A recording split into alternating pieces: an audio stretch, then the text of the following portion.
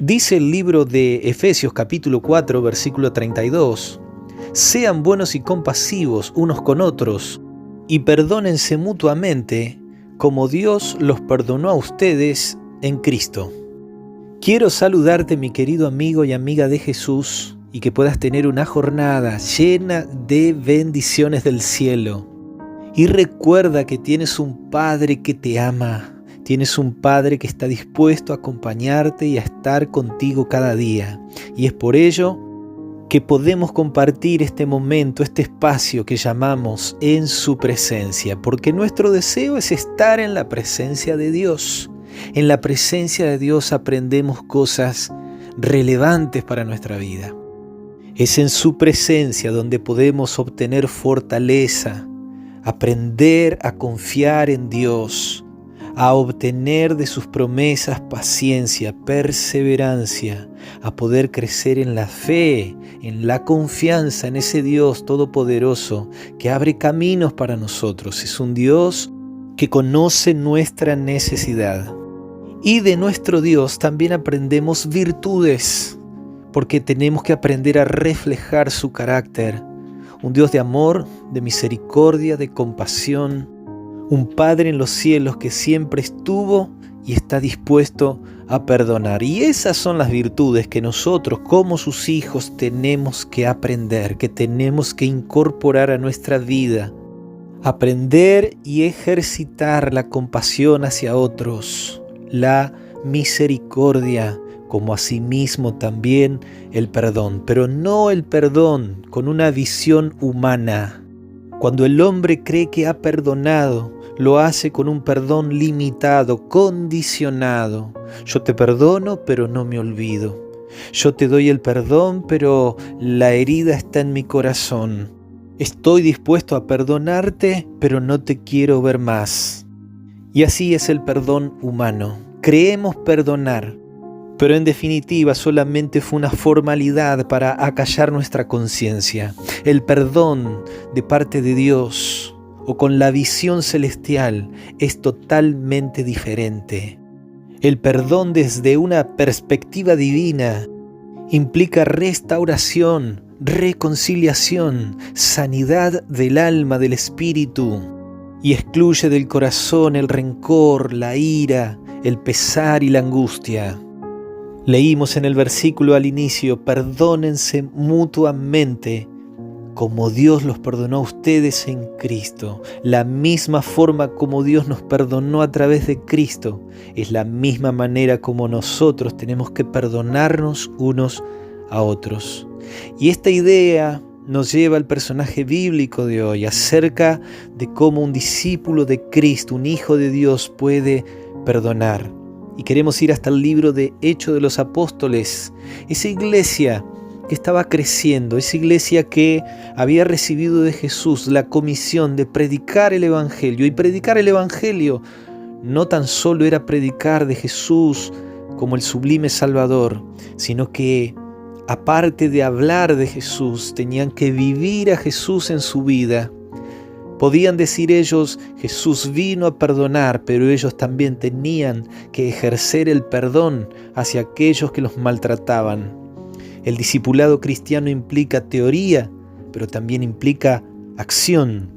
Un discípulo de Cristo es aquel que está dispuesto a estar a los pies del Maestro cada día para aprender de su palabra, la teoría, pero esa palabra tiene que ser una palabra viva en el corazón, en la mente, en las facultades de un hijo de Dios, y se tiene que traducir en acciones. Se nos dice en el libro de Hechos de los Apóstoles, capítulo 6, que la iglesia, conforme iba creciendo, se eligieron nuevos líderes, nuevos discípulos que desarrollaran nuevas actividades. Allí se menciona dentro de esos líderes a Esteban, y a partir del versículo 8 se menciona de las virtudes que este Hijo de Dios se propuso llevar adelante para que la predicación del Evangelio, para que la persona de Cristo Jesús sea conocida al mundo entero. Versículo 8 dice: Esteban, lleno de gracia y de poder, hacía grandes prodigios y señales entre el pueblo. Aquí lo vemos a Esteban, una persona con gracia, que podía tener empatía, que conocía las necesidades de las personas y allí andaba entre el pueblo, se relacionaba, buscaba atender las necesidades de las personas. Y Jesús hacía milagros por medio de él. Esteban predicaba del Maestro con su voz, pero también con su vida. Y desde el verso 9 se menciona que se levantaron algunas personas, algunos judíos que estaban en contra de la obra que Esteban hacía y se opusieron a su trabajo, a su misión. Versículo 11 dice que estos sobornaron a unos para que dijeran que le habían oído hablar palabras blasfemas contra Moisés y contra Dios. Verso 13 dice, pusieron testigos falsos que decían, este hombre no cesa de hablar palabras blasfemas contra este lugar santo y contra su ley. Y tal es así que lo llevaron a juicio delante del concilio.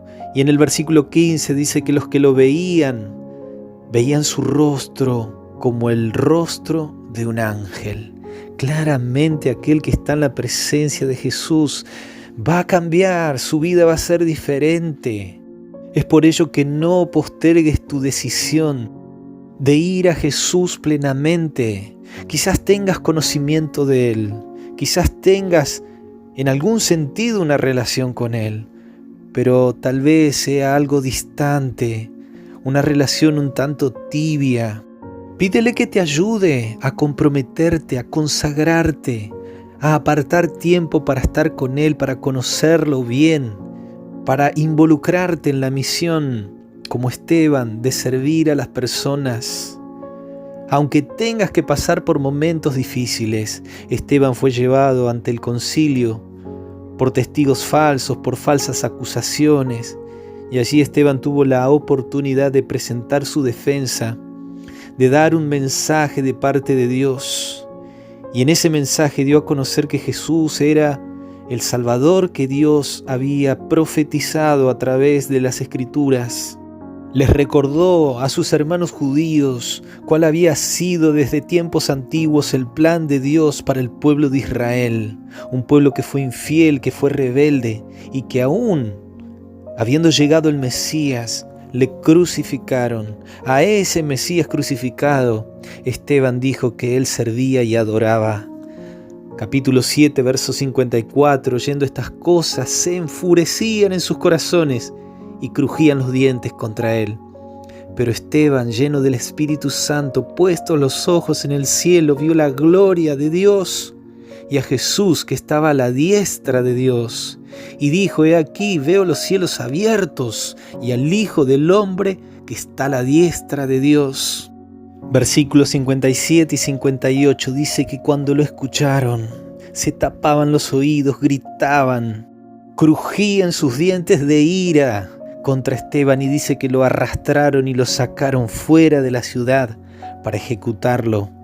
Verso 59, lo apedrearon, y mientras lo apedreaban Esteban, mientras él invocaba y decía, Señor Jesús, recibe mi espíritu, y dice que puesto de rodillas, clamó a gran voz, diciendo, Señor, no les tomes en cuenta este pecado. Y habiendo dicho esto, durmió. Esteban murió, pero murió de rodillas, clamando a Jesús y clamando perdón por aquellos que lo estaban ejecutando. Un discípulo que aprendió a perdonar, un discípulo que en su último pensamiento era, quiero estar en tu reino, pero quiero también, si es tu voluntad, verlos a ellos. Este pecado no se los tomes en cuenta, Señor. Y quizás en el reino de los cielos Esteban pueda verse sorprendido al ver que algunos de aquellos que estaban allí apedreándole puedan estar porque habrán sido perdonados por Dios, porque se habrán arrepentido y porque habrán buscado en Cristo Jesús su Salvador. Mi querido amigo que estás escuchando en este momento, ¿tú estás dispuesto a aprender a perdonar de esa manera? Como Esteban perdonó, pero como Jesús también perdonó, porque Jesús en la cruz clamó a Dios y le dijo, Padre, perdónalos porque no saben lo que hacen. hacia aquellos que estaban crucificándole. Un discípulo de Jesús va a ofrecer el perdón de la misma manera que Él lo hizo. Y solamente podemos aprender a perdonar como Jesús lo hizo, viviendo cada día en su presencia.